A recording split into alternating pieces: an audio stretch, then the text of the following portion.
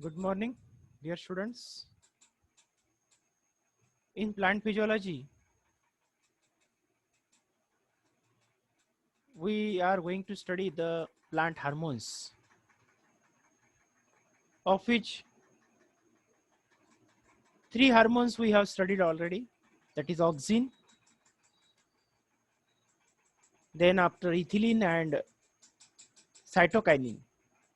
Today we are going to study abscisic acid, role of abscisic acid in plant, and another one, that is the gibberellin. So firstly, what is abscisic acid? So abscisic acid is one of the, again, growth regulator. In better way, it is also called growth inhibitor.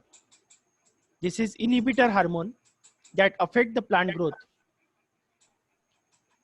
It is discovered by Carnes and Endicott in the year of 1963, and later on it was been named as a dormin. Because of that, this hormone is produced by the plant in the dormancy period, that play a role in the resting phase of the plant. So this is the hormone of dormancy. Now this hormone is chemically single compound abscisic acid. That abscisic acid is nothing but produced in mature leaves of the plant, especially in under stress condition. Stress conditions means when there is a deficiency of the water or any organic or inorganic substances. At that time, this hormone is produced to take the plant to the rest or remain as it is. That is called to be the dormancy. ज्या वेळेला पाण्याची कमतरता असेल त्यावेळेला आपण water stress असं म्हणतो. Nutritional deficiency असेल सॉइल मध्ये त्यावेळेला त्याला न्यूट्रिशनल स्ट्रेस असं म्हणणार. किंवा त्याला एखादा सॉल्टी जर सॉइल असेल त्यामध्ये जर प्लांट वाढत असेल तर त्याला सॉल्ट स्ट्रेस असं म्हणतात. आणि अशा स्ट्रेस कंडिशन मध्ये ज्या वेळेला प्लांट वाढतं त्यावेळेला at that time abscisic acid is produced in large amount. Now it is basically produced in all over the plant part. असं काही ठरलेलं नाही. There is no fixed location of the abscisic acid production, but mostly it is produced by the mature leaves and roots, and then it is transported to the shoot. Some of the better known actions are there. They are the stress response. ज्या वेळेला कुठल्याही प्रकारचा stress असेल plant वरती, water deficiency असेल त्यावेळेला, salt जास्त असेल तर सॉल्ट स्ट्रेस, पोल्युशनचा एखादा असेल तर पोल्युशन स्ट्रेस, किंवा सीजनल स्ट्रेस सुद्धा असतो. कोल्ड असेल, जास्त थंड वातावरण आहे त्यावेळेला कोल्ड स्ट्रेस तयार होतो, किंवा हॉट स्ट्रेस सुद्धा होतो टेम्परेचरमुळे. तर अशा वेळेला whenever there is stress at that time this hormone is produce, and because of that here yellowing of the leaves takes place. Most of the time defoliation of the leaves takes place. बरेच वेळा झाडाची पानं गळतात किंवा झाडाची पानं पिवळी पडतात. अशा प्रकारचा स्ट्रेस रिस्पॉन्स या प्लांट मध्ये दिसतो. Then it also stimulate stomatal closure.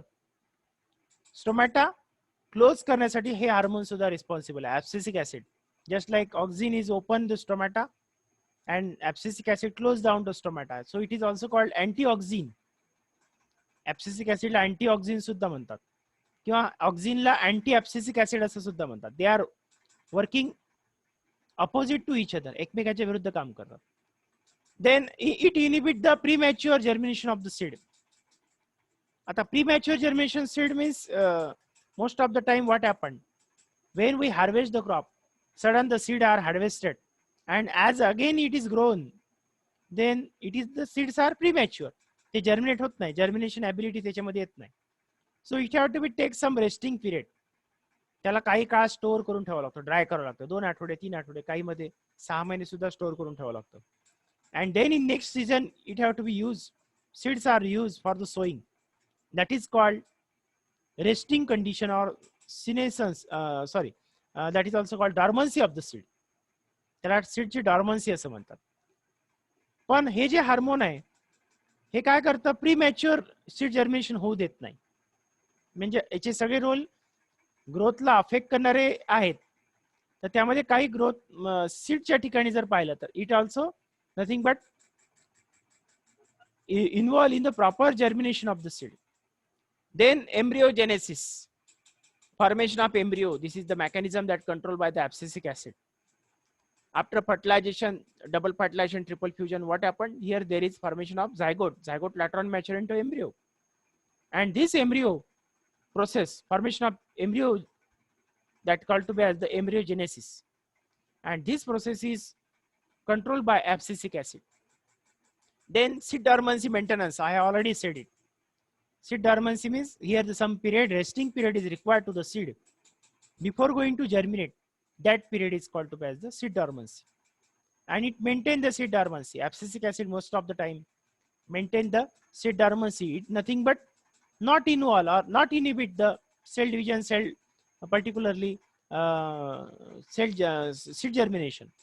Now another role is there, that is inhibit cell division in vascular cambium.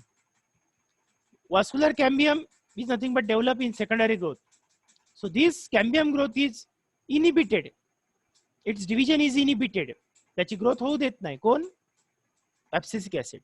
So abscisic acid inhibit the growth, lateral growth, or maybe the particularly the growth of the plant. Then onset of seed dormancy. Seed dormancy होतं हे आता सांगितलं मी. Abscisic acid responsible for seed dormancy. Stress hormone आहे. It is closing down the stomata. So during the particularly solutes are present in the guard cell, stomata remain open. Potassium ions are there, chloride ions are there, or malate ions are there. Whenever it is present, starch is converted into malic acid, and from that malate ions are produced. So whenever the ionic concentration increase in the guard cell, stomata remain open. But abscisic acid is responsible to transfer these ions out of this guard cell. Because of that, stomatal guard cell becomes to be flaccid and stomata remain closed. So this is the control in the mechanism of stress.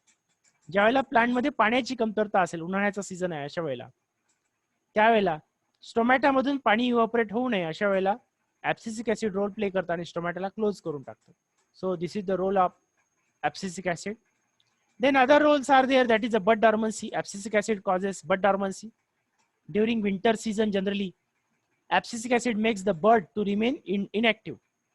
आणि ज्या वेळेला पुन्हा winter नंतर पुन्हा समर येईल त्यावेळेला पुन्हा buds पुन्हा जर्मिनेट होतात. बरेच वेळा पाहतो आपण की काही प्लांट मध्ये सिनेसन्स आहे. In some of the plants there is having activity of senescence. Senescence means death of the plant, that is called age senescence.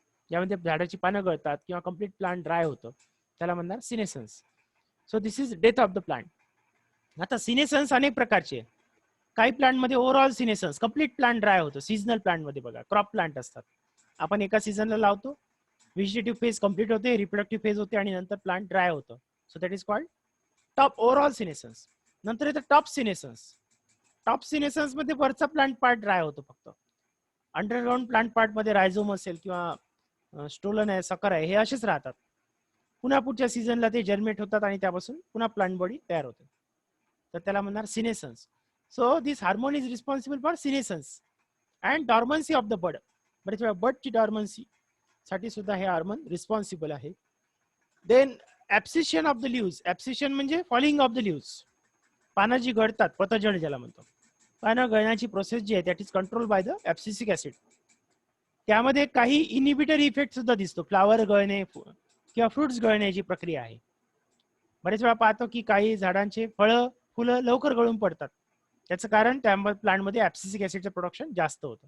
अशा वेळेला ऑक्झिनचा जर स्प्रे त्याच्यावरती केला, जनरली IAA स्प्रे, IAA चा स्प्रे करतात, आणि because of that what happen here, it can be controlled for falling of the flowers and lives.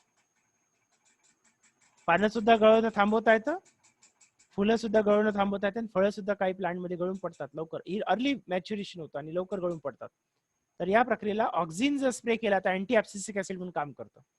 So this is nothing but working to nothing but nullify the effect of abscisic acid. म्हणून ऍब्सिशन जो phenomena that is control by the abscisic acid. Then after another important phenomenon, senescence, that already I have explained, that plant undergo death after maturation, that it is called senescence. त्याला senescence असं म्हणतात. आणि यामध्ये overall किंवा top complete plant dry होतो, overall senescence, top senescence आहे, किंवा काही मध्ये पर्टिक्युलरली फक्त लिप सिनेसन्स होतो, पानच गळतात, झाड तसंच राहतं, स्टेम तसंच राहतं. जसं बरेचशा ट्री स्पीसीज मध्ये पाहतो आपण, कडुनिंब, आंबा आहे, गुलमोहर आहे, अशा मध्ये पानं गळतात, त्याला लिप सिनेसन्स म्हणतात. पानं गळतात, पुन्हा नेक्स्ट सीझनला पानं पुन्हा येतात. Then inhibition of the growth, that is also control by the abscisic acid. ग्रोथला इनिबिट करायचं, इलॉंगेशन होऊ देत नाही स्टेमचं, पुन्हा त्याच्यामध्ये अपायकल डॉमिनन्स होऊ देत नाही, प्लांटची लॅटरल ग्रोथ होऊ देत नाही. So this all are control by the abscisic acid. Then inhibition of the germination, सीडला जे जर्मिनेट व्हायचं असेल त्या जर्मिनेशनला सुद्धा इनिबिट करण्याचं काम ऍब्सिसिक ऍसिड करतो. And one more function is there, that is anti gibberellin. Now gibberellin stimulate the production of flower. Flowering hormone आहे gibberellin most of the time. It is responsible for flower formation and fruit formation.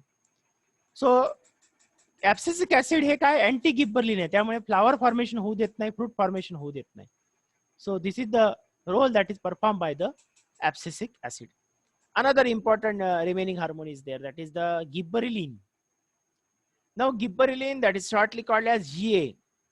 Now there are having near about to be GA29, 29 प्रकारचे gibberellic acid आहेत.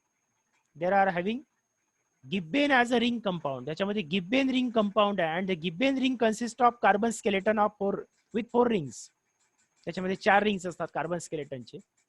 and it has the forms, त्याचे forms आहेत, ABCD forms आहेत. तर असे जवळजवळ it is nothing but having particularly 60 kinds of gibberellic acid. 60 प्रकारची gibberellic acid आहे, पण त्याच्यामध्ये GA1 पासून GA29 पर्यंत आहे. काही मध्ये एबीसीडी असं फॉर्म आहे. Just like GA3 is very much common type of gibberellic acid. GA3 हा सगळ्यात कॉमन गिबरलिक ऍसिड, त्याची सुद्धा 4 फॉर्म आहेत, ABCD फॉर्म. तर असे 60 प्रकारचे आहेत आणि 29 GA29 पर्यंत आहेत. GA1, GA2, GA3 असं GA29 पर्यंत गिबरलिक ऍसिडचे वेगवेगळे फॉर्म्स आहेत. Why it is called nothing but it is having gibbane ring skeleton. त्याच्यामध्ये गिबेन रिंग स्केलेटन आहे. आता actually this name is given from the discovery of this hormone. या हार्मोनच्या डिस्कव्हरीवरून त्याला नाव दिलेलं आहे. आता in the Japan there was the disease in the rice, and that was discovered by the Yabuta and Hayashi in the year of 1939. They investigated this hormone from the fungus Gibberella physicori in the paddy field जे आहे भाताच्या शेतामध्ये एक बॅकेनी नावाचा disease येत होता, बॅकेनी. आणि बॅकेनी डिसीजनी काय व्हायचं की त्या प्लांटला सीडलिंग यायचे, पण फुलिश सीडलिंग. फुलिश म्हणजे त्याचे दाणे भरत नव्हते. तांदळाचं शेत आहे, तांदळाच्या शेतामध्ये पीक यायचं, पिकामध्ये काय व्हायचं, ओंब्याच्या भरायच्या, ओंब्यामध्ये दाणे भरत नव्हते, फक्त त्याच्यामध्ये काळ्या रंगाचं त्या ठिकाणी फंगस ग्रो व्हायचं, ब्लॅक कलरचं. जसं स्लेराइड फॉर्मेशन होतं जवारमध्ये त्याप्रमाणे, जस्ट लाईक देअर ब्लॅक कलरचे यामध्ये दाण्यांच्या जागी फंगल ग्रोथ होत होती, मायसिलियर ग्रोथ होत होती, आणि तो फंगस होता दॅट इज गिब्बरेला फिजिकोराय. आता हा फंगस काय करायचा, गिब्बरलिन नावाचा सबस्टन्स प्रोड्यूस करायचा, आणि त्यामुळे त्यामध्ये या प्लांटमध्ये पार्थिनोजेनेसिस व्हायचं, फर्टिलायझेशन होत नव्हतं, सीड फ्रूट तयार होत नव्हता, मॅच्युरेशन होत नव्हतं, त्याच्याऐवजी फंगस तिथे ग्रो व्हायचा. And this hormone is produce by this fungus. But naturally this hormone is produce in all type of plant. सगळ्या प्रकारच्या प्लांटमध्ये गिब्बरलिक ऍसिड तयार होतो. Different kinds of gibberellic acids are produce. Now the production of the gibberellic acid is takes place in young and developing shoot. जे काही young आणि developing shoot आहेत, या शूट मध्ये जनरली किंवा सीड्स मध्ये, in the seeds, germinating seeds किंवा developing seeds, त्यामध्ये जनरली गिब्बरलिक ऍसिड प्रोड्यूस होतो. आता शूट मध्ये काय होतं की it is responsible for flowering and fruit formation. Hormone is responsible for flowering and shoot formation. आणि हे जे आहेत हे इनिबिटरी हार्मोन नाहीये, हे ग्रोथ प्रमोटर हार्मोन आहे. 3 प्रकारचे ग्रोथ प्रमोटर हार्मोन आहे. एक आहे ऑक्झिन, दुसरं सायटोकायनिन, आणि तिसरं गिब्बरलिन. आणि 2 जे आहेत इथिलिन आणि ऍब्सिसिक ऍसिड, हे ग्रोथ इनिबिटर आहेत, ग्रोथला स्टॉप करणारे आहे. इथिलिन हे तर पोल्युटंट आहे. So ethylene is only involve in the ripening of the fruit, otherwise त्याचं काही बाकी फंक्शन नाही, बाकी फंक्शन सगळं इनिबिशन आहे. So some known actions of the gibberellin are cell division, सेलला डिवाइड करणे, just like auxin promote the cell division, cytokinin promote the cell elongation, just like that.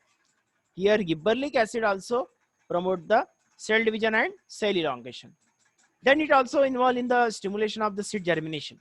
Seed ला germinate करण्यासाठी सुद्धा particularly कशाचा role आहे, gibberellic acid चा. And it stimulate the flowering. I have already explained it. Flowering चे जे hormone आहे that is the gibberellin. आता गिबरलिनच्या व्यतिरिक्त आणखी काय हार्मोन आहे जे फ्लॉवरिंगला रिस्पॉन्सिबल आहे, that is florigen and व्हर्नॅलिन.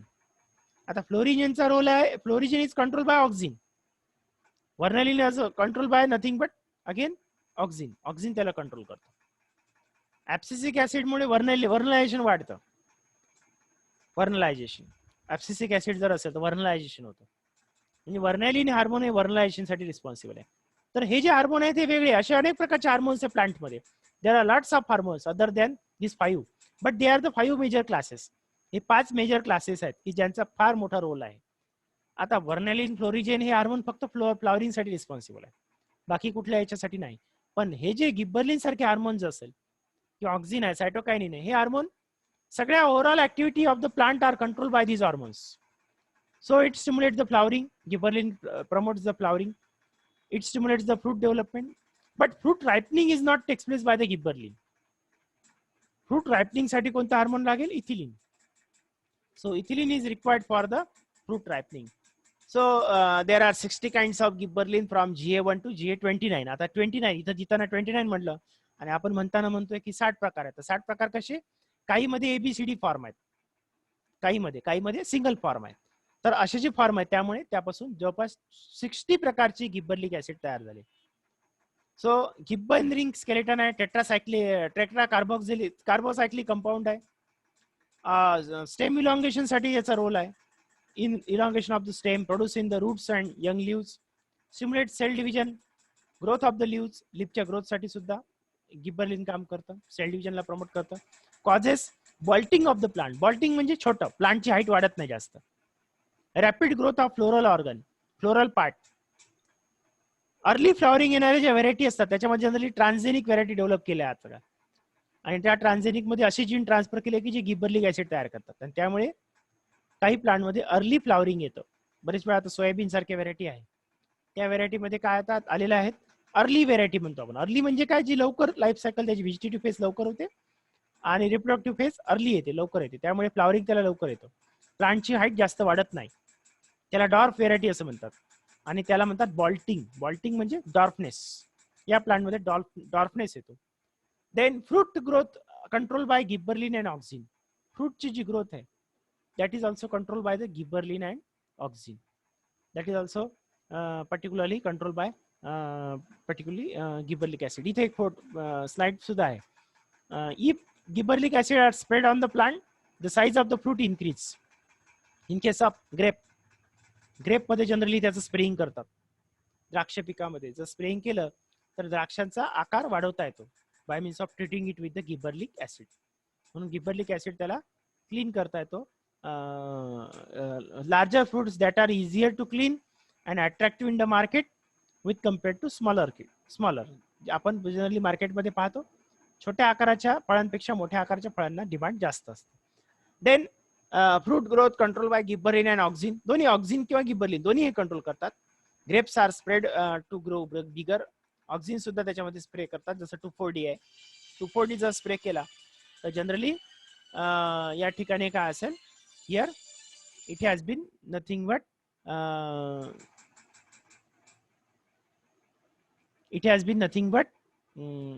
particularly controlled by the gibberellin. Okay.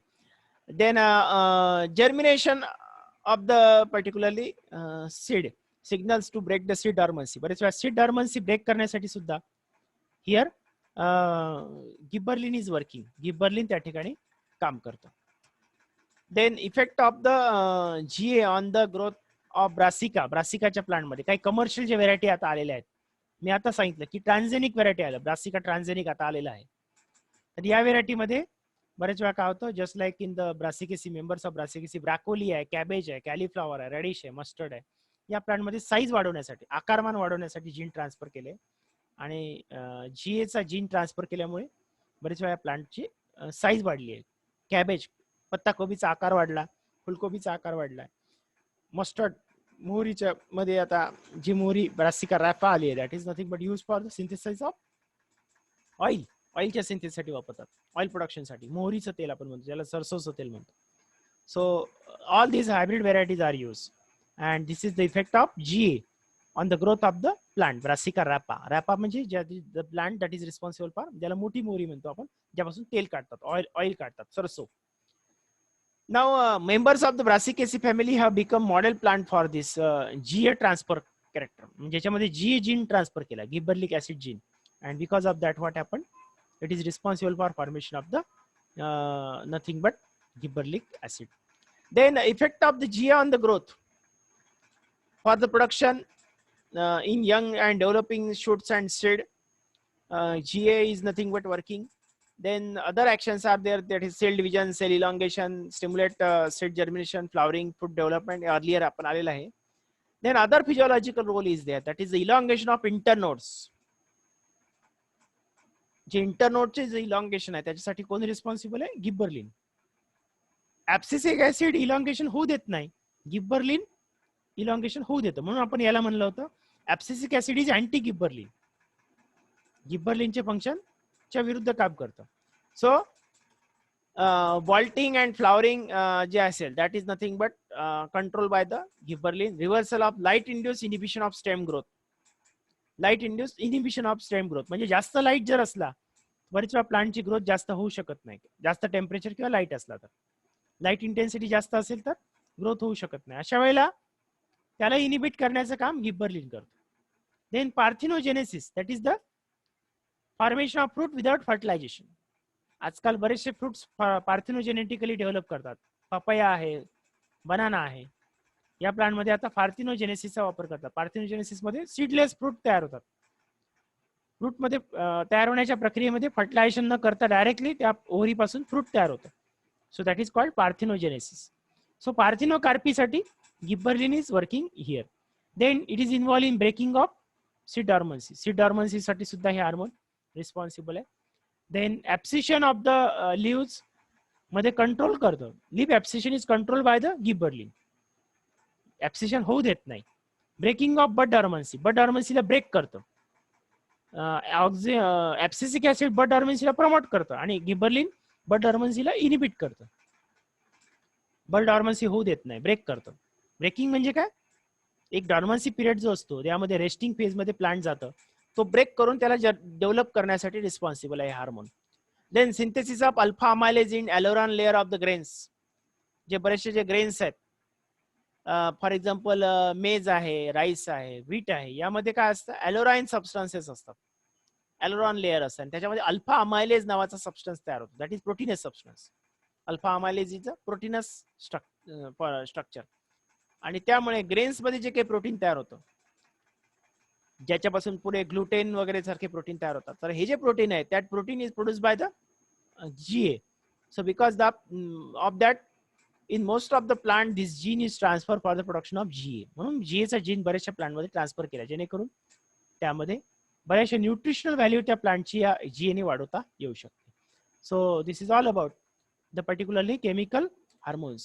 Now these hormones are though in the chemical, हे जरी chemical nature मध्ये असले तरी though it is not injurious to human health or any environmental problem is not created by this hormone. या हार्मोनचं जर access spraying जर केलं किंवा वापरला आपण, तर यामध्ये कुठलाही एन्व्हायरमेंटल हजार्ड नाही. Because this substances are naturally occurring. हे सबस्टन्सेस नॅचरली ऑकरिंग आहेत. त्यामुळे जरी केमिकल आपण जरी वापर केला, यामध्ये ऑक्सिजन आहे, सायटोकायनिन आहे, गिबरलिन आहे, हे केमिकली जरी आपण प्लांटवरती वापरले तरी याचा दुष्परिणाम प्लांटवरती दिसणार नाही किंवा आपल्यावरती सुद्धा दिसणार नाही. जे काही यामार्फत तयार केलेले फ्रुट्स आहेत, प्लांट्स आहेत, ते जरी खाण्यामध्ये आले, डाएटमध्ये आपण जरी घेतले तरी सुद्धा त्याचा कुठलाही इफेक्ट आपल्या बॉडीवरती दिसणार नाही, कारण हे नॅचरली ऑकरिंग केमिकल सबस्टन्सेस आहेत. So they are good in the nature. Most of the time in nursery management These hormones are used as a spraying. बरेच वेळा पाहतो नर्सरीमध्ये एखाद्या झाडामध्ये आपण पाहतो, कुंडी आपण आणतो, तर ते नर्सरीमध्ये प्लांट चांगलं वाढतं, त्याला लवकर फुलं येतात, फुलं छान दिसतात, पण जेव्हा घरी आणतो तेव्हा ते जास्त वाढत नाही. त्याच्या मागचं कारण काय? की नर्सरी कल्टिवेटर जे असतात ते काय करतात, हार्मोन स्प्रे करतात त्या प्लांटवरती. या हार्मोनचं स्प्रेइंग करतात आणि त्यामुळे त्या प्लांटला लवकर फ्लॉवरिंग येणार, त्याची ग्रोथ चांगली होतं, पानांचा आकार छान दिसतो. So all attractive characters are develop. म्हणून बरेच वेळा आता नर्सरी मॅनेजमेंटच्या टेक्निकमध्ये या हार्मोन्सचा यूज केला जातो. These hormones are used for the treatment to the plant, and from that best commercial nursery are nothing but develop. अशा प्रकारे बऱ्याचशा कमर्शियल नर्सरी मध्ये जनरली ही टेक्निकचा वापर केला जातो. So this is all about particularly the plant growth regulator.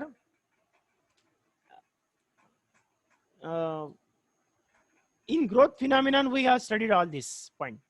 Growth phenomenon मध्ये आपण हे सगळे पॉइंट स्टडी केलेले आहे. In growth process, particularly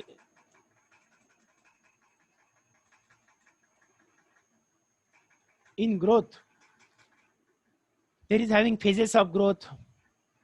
Then again the growth hormones are there, they are responsible for this. All we have nothing but part that we have studied. So the topic is open for discussion. If you have any doubt, you can ask.